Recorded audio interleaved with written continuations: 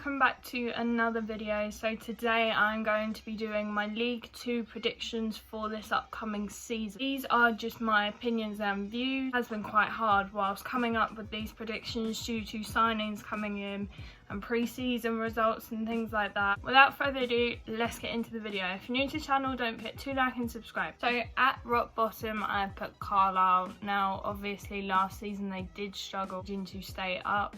Obviously picked up a bit of form at the end of last season to confirm their League 2 status. However, I do think this year they are going to struggle. I have put them at rock bottom. Don't think your team is strong enough in certain areas where it needs to be. Next up, I have put Barrow. Now obviously they have been around the bottom half of the table for the past couple of seasons, and so far they've lost crucial players that did benefit them last season. Just don't think their squad is completely strong enough at this precise moment in time. 22nd, I put Grimsby. Now obviously they did come up last season through the playoffs, literally almost a last minute winner. I think they're going to be alright for the start of the season. However, I do think that they're not going to be able to maintain a decent amount of form, and I do think that potentially they could be in a relegation battle. For this I have then put Rochdale. Now obviously they have signed a few players within the last few days like Tyrese Sinclair, and they've brought Ian Henderson back, which are two top quality players. However, I do think their squad is a little bit weak. I mean, they have, during pre-season they have done well so far. It just comes down to the league. I mean, they haven't really played any high league or sort of championship squads or anything like that, like the majority of the teams have. So it depends on experience really from the players to step up. Then put Harrogate. Obviously they did sign Miles Welch-Hayes, so I'm glad he got a club. However, I do think that potentially they will struggle this year, as defensively they don't look 100%, and I feel like that could be a trouble considering they do have an alright attack, but towards the back, you know, their defence has been very shaky. 19th, I've put Hartlepool. Now I wasn't sure at first when I put them there, but they have lost crucial players like Molyneux, who did make an impact last season, so it could be a little bit difficult to see how they adapt to this.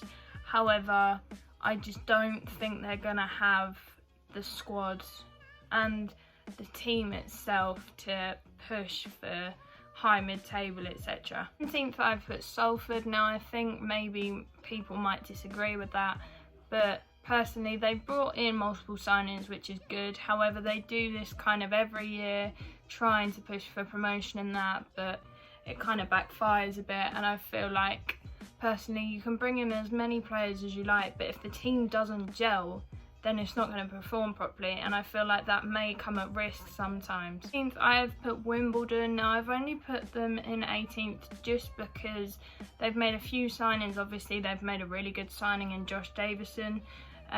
He looked quite threatening against us last year. However, apart from that, I don't really see any standout players within the squad, and I think that might be a little bit worrying for the next coming season. Then put Colchester in 16th. It's not biased, it's only because obviously I think we'll have a low mid-table finish this year. Obviously we have been poor, everyone can admit we have been poor the last few seasons, so hopefully, you know, we pick up the tempo a little bit, but I'm not hoping for anything massive this year. 15th, I've put Doncaster. Now obviously they look alright as a squad.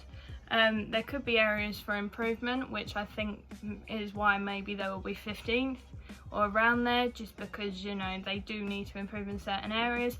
However, I'm not ruling out that they will come higher. 14th, I've put Gillingham. Now I've put them there because they brought in a few quality players. They're not big players, but decent ones, so I think it will be a mid-table finish. Obviously they brought in ex-Loney goalkeeper Jake Turner, who was quite decent for us, so hopefully he will help them in that area.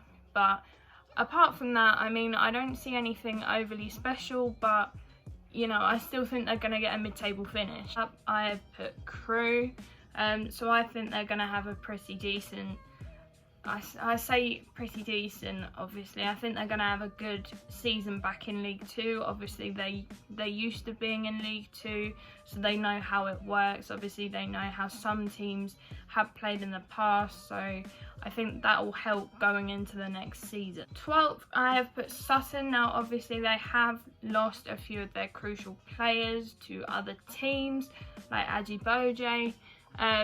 So I think that might affect them a lot, but I still think they're going to finish just above or just below the top 10.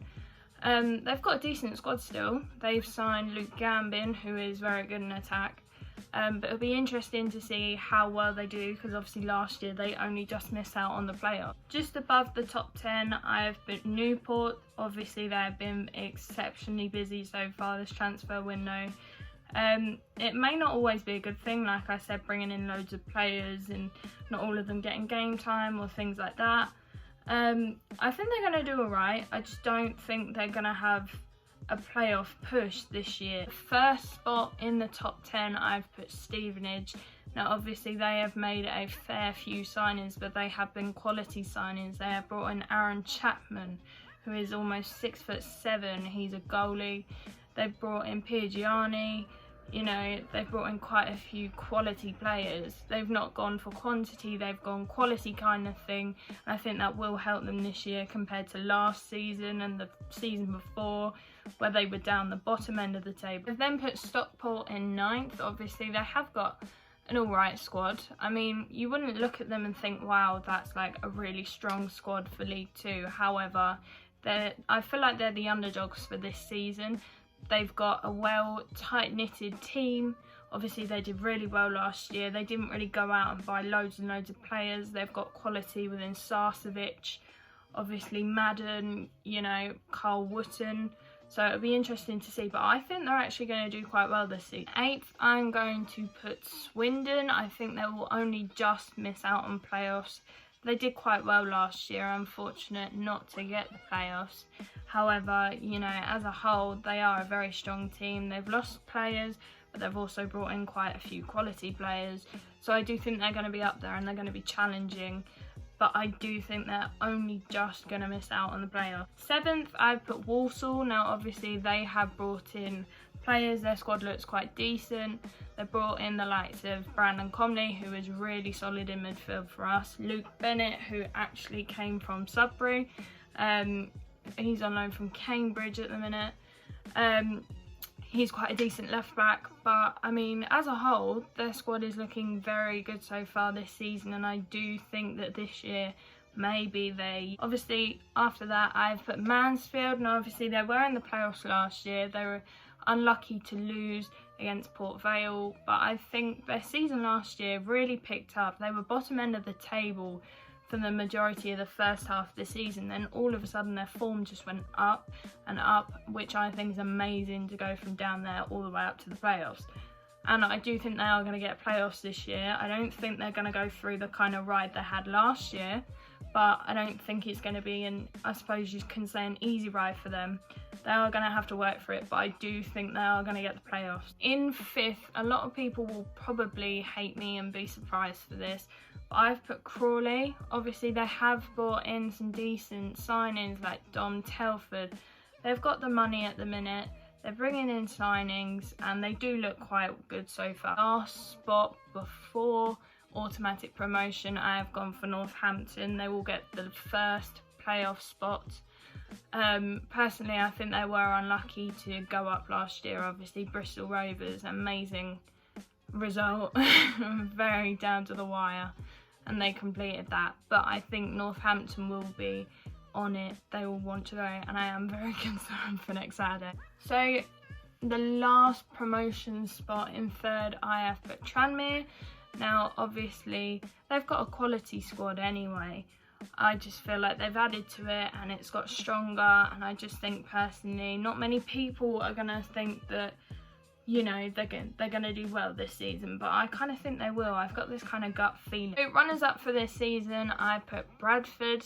They have brought in a lot of signings that are quality and I do think are going to have a big impact on their team this season and their league standing. Obviously, the likes of Kean Harrott, you know.